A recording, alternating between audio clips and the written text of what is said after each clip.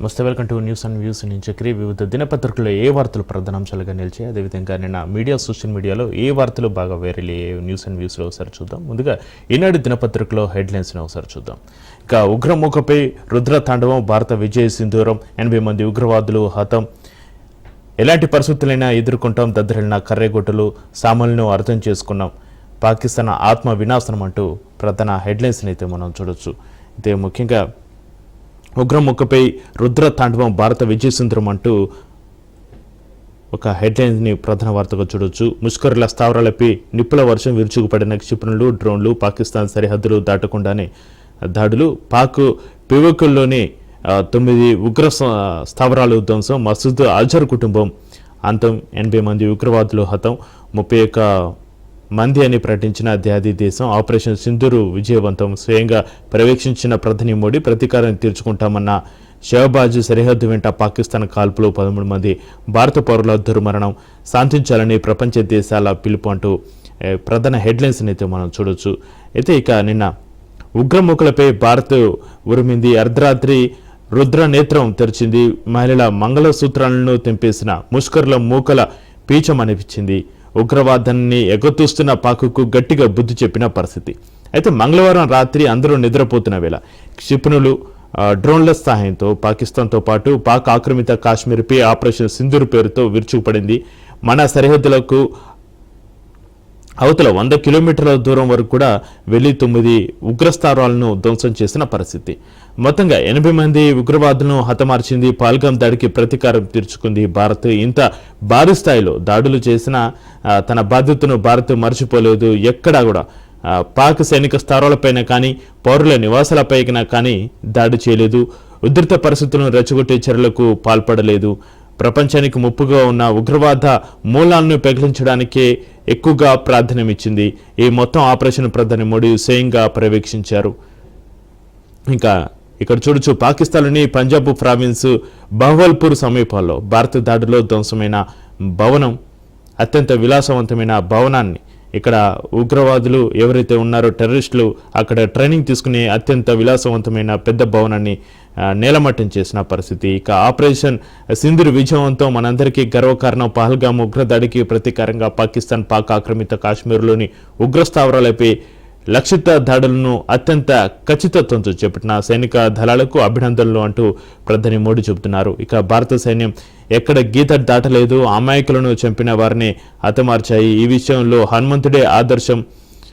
అశోకవనం విధ్వంసం సమయంలో తనపై దాడి చేసిన వారిపైనే ఆంజనేయుడు విరుచుకుపడ్డారు. భారత సైన్యము అలానే వ్యవహరించిందంటూ రక్షణ మంత్రి రాజ్నాథ్ సింగ్ చెబుతున్న పరిస్థితి. ఇక ఎలాంటి పరిస్థితులనైనా ఎదుర్కొంటాం అంటూ మరో హెడ్లైన్ చూడవచ్చు. అత్యవసర సేవల ఉద్యోగుల సెలవులు రద్దు, ప్రభుత్వ ఉద్యోగులు అనవసర ప్రకటనలు చేస్తే కఠిన చర్యలు అంటూ హెడ్లైన్స్ చూడవచ్చు. అయితే ఆపరేషన్ సింధూర్ నేపథ్యంలో ముఖ్యమంత్రి రేవంత్ రెడ్డి ఆదేశాలు. నేడు సంఘీభావ ర్యాలీ హాజరు కానున్న సీఎం మంత్రులు. హైదరాబాద్లోని అన్ని విదేశీ రాయబార కార్యాలయాల దగ్గర కట్టుదిట్టమైన భద్రత చేపట్టాలి. ఐటీ సంస్థల దగ్గర పటిష్ట రక్షణ వ్యవస్థను ఏర్పాటు చేయండి. పాత నేరస్తులపై ప్రత్యేకంగా దృష్టి పెట్టాలి. వారి కదలికలను ఎప్పటికప్పుడుగా పర్యవేక్షించండి. ఎలాంటి పరిస్థితులనైనా ఎదుర్కొనేందుకు సర్వసన్నద్ధంగా ఉండాలి. హైదరాబాద్ నగరంలో పోలీసుల అప్రమత్తత చాలా ముఖ్యమంటూ అవసరమైతే శాంతి కమిటీలతో మాట్లాడండి అని ముఖ్యమంత్రి రేవంత్ రెడ్డి ఉన్నతాధికారులను నిన్న సమీక్ష సమావేశం నిర్వహించి ఆదేశాలు జారీ చేశారు. ఆపరేషన్ సింధూర్ నేపథ్యంలో ఈ అత్యవసర సమావేశాన్ని అయితే నిర్వహించడం జరిగింది. అయితే మాడ్రిల్ గురించి వాక్ టాకీలో క్షేత్రస్థాయి అధికారులను వాకప్ చేస్తున్న ముఖ్యమంత్రి రేవంత్ రెడ్డి. చిత్రంలో పోలీసు ఉన్నతాధికారులు కె పుష్ప, సివి ఆనంద్, జితేందర్, రవిగుప్తా, కమలసన్ రెడ్డి. ఇక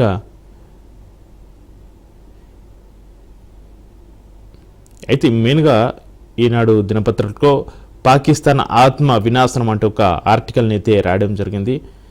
కట్టుకున్న మనిషిని కళ్ళ ముందే కాల్చి చంపుతుంటే, కరిగిపోతున్న నుయిటి కుంకుమ కన్నీళ్లను ఎర్రబరుస్తుంటే, మ్రాన్పాడిన గుండెలతో నేలపై కూలబడిన ఆడబిడ్డల శోకానికి భారతవని బదులు తీర్చుకుంది.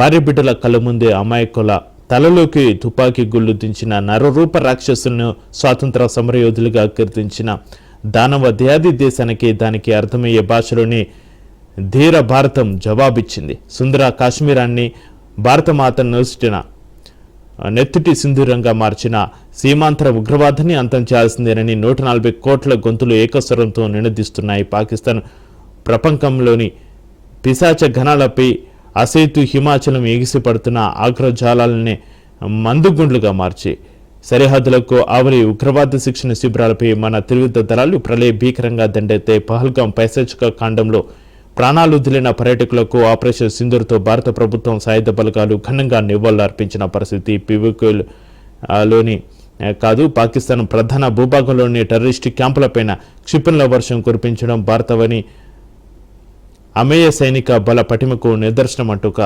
ఆర్టికల్ని అయితే మనం ఈనాడు దినపత్రికలో చూడొచ్చు. ఇక గుర్తుపకుండా ముష్కరులు తప్పించుకోకుండా స్కాల్ప్ హ్యామర్ ఆత్మాహుతి డ్రోన్లతో భారత దాడి. ఆపరేషన్ సింధూర్కు ఆయుధాల ఎంపికలో జాగ్రత్తలు. సెలవుల్లో ఉన్న కూడా సిబ్బందిని తక్షణ వెనక్కి రప్పించండి. పారామిలిటరీ బలగాల అధిపతులకు కేంద్ర హోంమంత్రి అమిత్ షా ఆదేశాలు జారీ చేసిన పరిస్థితి. ఇక పాకిస్తాన్ ఆక్రమిత కాశ్మీర్ రాజధాని ముజఫరాబాద్ సమీపంలో భారత దాడిలో ధ్వంసమైన భవనాన్ని పరిశీలిస్తున్న స్థానికులు. మరోవైపు పాకిస్తాన్లోని పంజాబ్ ప్రావిన్స్ మురుత్కేలో దెబ్బతిన్న భవనం. ఇక సమస్యలను అర్థం చేసుకున్నాం. అధికారుల కమిటీ చైర్మన్ నవీన్ మిత్తల్ ఉద్యోగుల ఐకాస నేతలతో కమిటీ భేటీ. 57 డిమాండ్లపై చర్చ అంటూ మరో హెడ్లైన్ ని చూడవచ్చు. అయితే ఉద్యోగుల పెండింగ్ సమస్యలు పరిష్కరించడానికి రెవెన్యూ శాఖ ముఖ్య కార్యదర్శి నవీన్ మిత్తల్ నేతృత్వంలో ప్రభుత్వం నియమించిన అధికారుల కమిటీ బుధవారం సాయంత్రం సచివాలయంలో తెలంగాణ ఉద్యోగుల ఐకాస నేతలతో సమావేశమైన పరిస్థితి. కమిటీ సభ్యులు లోకేష్ కుమార్, కృష్ణభాస్కర్ హాజరయ్యారు. దానికి సంబంధించిన ప్రధాన వార్తను కూడా మనం 57 డిమాండ్లపైన చర్చ జరిగిందంటూ కూడా వార్తను చూడొచ్చు. ఇక టెస్టులకు రోహిత్ గుడ్పై అంటూ మరో హెడ్లైన్ చూడొచ్చు. Team India captain Rohit Sharma test cricket నుంచి తప్పుకొనున్నాడు. బుధవారం అతను హఠాత్తుగా సుదీర్ఘ ఫార్మాట్కు రిటైర్మెంట్ ప్రకటించాడు. వచ్చే నెలలో మొదలయ్యే ఇంగ్లాండ్ పర్యటనకు రోహిత్ను కెప్టెన్గా తప్పించాలని సెలెక్టర్లను నియమించిన నేపథ్యంలోనే అతను టెస్టులకు వీడ్కోలు పలకాలని నిర్ణయించుకున్నట్లుగా తెలుస్తుంది. గత ఏడాది టీ20లకు రిటైర్మెంట్ ప్రకటించిన రోహిత్ ఇకపై వన్డేలో మాత్రమే కొనసాగనున్నాడు. అయితే టెస్టులకు మాత్రం రోహిత్ గుడ్బై చెప్పిన పరిస్థితి నిన్నటితోటి. ఇక తొలివారం తెలంగాణ పరిచయం 17 నుంచి అసలైన పోటీలు, క్రీడా నైపుణ్యాలు, అందం, ప్రతిభ, వ్యక్తిత్వం, సామాజిక నిబద్ధతపై పరీక్షలు, ఇది మిస్ వరల్డ్ పోటీలు తీరుతిన్ను అంటూ ఒక వార్తని హెడ్లైన్గా తీసుకోవడం జరిగింది. ఇక దద్దరిల్లిన కర్రెగుట్టలు, ఎదురుకాల్పుల 22 మంది మావోయిస్టులు మృతి, 18 మృతదేహాల స్వాధీనం, కొనసాగుతున్న కూంబింగ్ అంటూ ఒక హెడ్లైన్ని మనం చూడొచ్చు. అయితే భద్రతా బలగాలు మావోయిస్టుల మధ్య భారీ ఎదురుకాల్పులతో కర్రెగుట్టలైతే ఎర్రబారుతున్న పరిస్థితి. బీజాపూర్ జిల్లా ఉసూరు ఠాణా పరిధిలోని ఈ గుట్టలో బుధవారం తెల్లవారుజామున జరిగిన ఎదురుకాల్పులో 22 మంది మావోయిస్టులు మృతి చెందారు. ఛత్తీస్గఢ్ సీఎం విష్ణుదేవ్ సాయి, హోంమంత్రి విజయ్ శర్మ ఈ ఎదురుకాల్పుల ఘటనను ధృవీకరించారు. డ్రోన్ కెమెరాలు, వైమానిక దళ హెలికాప్టర్లు, ఇతర అత్యాధునిక సాంకేతికతతో మావోయిస్టుల కదలికలను గురించి బలగాలు కూంబింగ్ చేపడుతున్నాయి. ఈ క్రమంలో జరిగిన ఎదురుకాల్పులు ఇప్పటివరకు 18 మంది మావోయిస్టుల మృతదేహాలను బలగాలు స్వాధీనం చేసుకున్నాయి. మృతుల సంఖ్య ఇంకా పెరిగే అవకాశం ఉన్నట్లుగా అధికారులు అయితే చెబుతున్నారు. అయితే ఇక కర్రెగుట్టల్లో ఇంకా ఉధృత పరిస్థితులు అయితే చోటు చేసుకునే సంబంధించిన వార్తను కూడా మనం చూడొచ్చు. మన్యులోనూ 2 కీలక నేత జగన్తో పాటు సభ్యుడు రమేష్ హాతం అంటూ మనం వార్తను చూడొచ్చు. ఇవి ఈనాడు దినపత్రికలో ఉన్నటువంటి ప్రధాన అంశాలు. ఇక సాక్షి దినపత్రికలో ఏ వార్తలు ప్రధాన అంశాలుగా నిలిచాయో ఒకసారి చూద్దాం.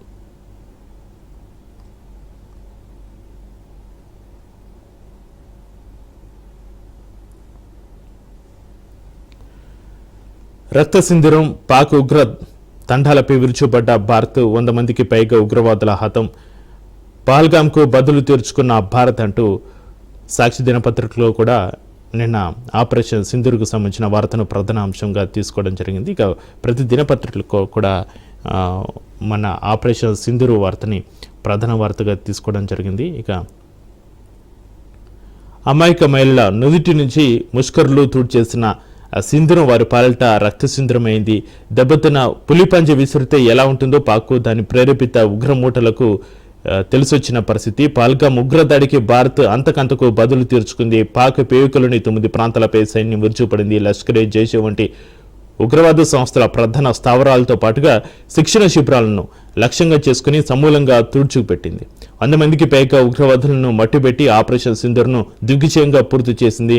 జై హింద్ అంటూ పహల్గాం మృతులకు ఘనంగా నివాళులర్పించింది అంటూ ఇక్కడ సాక్షి దినపత్రికలో ఆపరేషన్ సింధూర్ సంబంధించి వార్తనైతే చూడొచ్చు. ఇక లక్ష్యాలు 9 పక్కాగా ఎంపిక చేసిన భారత సైన్యం అంటూ ఇక్కడ మ్యాప్తో సహా కూడా మనం చూడొచ్చు. అయితే ఈ ఆపరేషన్ సింధూర్ కోసం ఎంపిక చేసిన 9 లక్షలను పక్కాగా సేకరించిన నిఘా సమాచారం ఆధారంగా సైన్యం నిర్ణయించుకుంది. ఇవన్నీ ఆరోగ్య కేంద్రాలు తదితర ముసుగులో నడుస్తున్నాయి. వీటిని ఖచ్చితంగా గుర్తించడం మన నిఘా వర్గాలకు సవాలుగా నిలిచిన పరిస్థితి. అయితే మొత్తానికైతే యుద్ధ స్వరం ఆ ఇద్దరు భారత చరిత్రలో తొలిసారి 2 మహిళా అధికారులు భారీ సైనిక చర్యపై అధికార విలేకరుల సమావేశానికి నాయకత్వం వహించారు. ఉగ్రవాదాన్ని ఎదుర్కోవాలనే దేశ సంకల్పాన్ని మాత్రమే కాకుండా సాయుధ దళాల్లో పెరుగుతున్న మహిళల బలానికి వారు ప్రతీకలుగా కనిపించారు. అయితే వారు సైనిక అధికారులు సోఫియా ఖురేషి, వ్యోమికా సింగ్ ఇద్దరు కూడా నిన్న నాయకత్వం వహించడం జరిగింది. అందుకే యుద్ధ స్వరం ఆ ఇద్దరు అంటూ ప్రధాన వార్తగా హెడ్లైన్లో తీసుకోవడం జరిగింది సాక్షి దినపత్రికలో. ఇక ముష్కరులపై తిరుగులేని అస్త్రాలు, స్క్వాల్ప్స్, హ్యామర్ క్షిపణులను ప్రయోగించిన భారత సైన్యం ఉగ్ర శిబిరాలపై అత్యంత ఖచ్చితత్వంతో దాడి.